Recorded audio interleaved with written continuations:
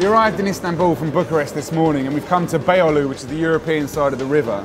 There's lots of small cafes and bars around here that are aimed at tourists, and you'll often be offered a nargile pipe to smoke. But we're going to get away from here and find out where they actually make these. Istanbul has always been a nexus of international trade, and in the back streets of Eminönü and Mercan, two of the oldest districts in the city, you can still feel the merchant buzz. And hidden within the tight, busy streets are relics of Istanbul's past. These are the Huns.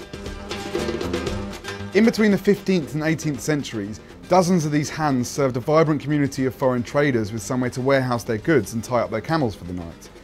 They became commercial hubs where silk, slaves, food and the spoils of the Ottoman Empire were traded.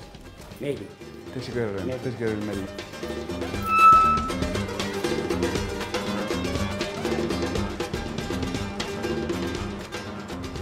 These Huns, and this one in particular, were built in the 17th century when the Ottoman Empire was a gargantuan organism stretching from Morocco all the way to Oman and the tips of the Arab Peninsula and down as far as Sudan.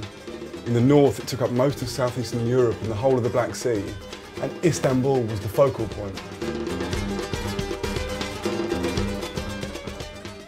In the years since the empire disintegrated, the caravans gradually stopped arriving and the Huns began to fall into disrepair. The exterior of the building is crumbling and grassing over and most of the rooms are now empty. However, a small community of workmen still use the building for producing goods using age-old methods.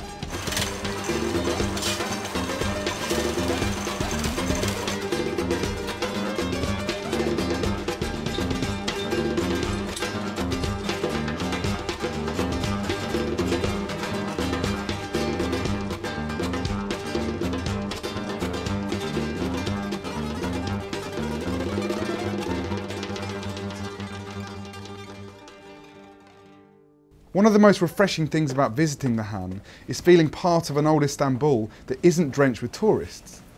Winding through the hallways and stairs, you can find hidden rooms and workers scattered across the rooftops. Sounds escaping from workshops echo around you and draw you in.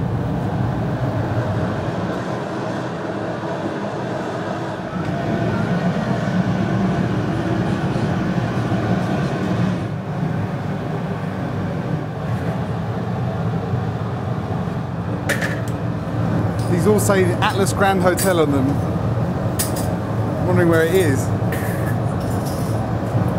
The Atlas Grand Hotel was a 4-star resort in Bavaria. A guy's just come in to buy a kilo off him and he gets $10 for every kilo. You wonder how much they get sold for and if he actually makes a decent cut.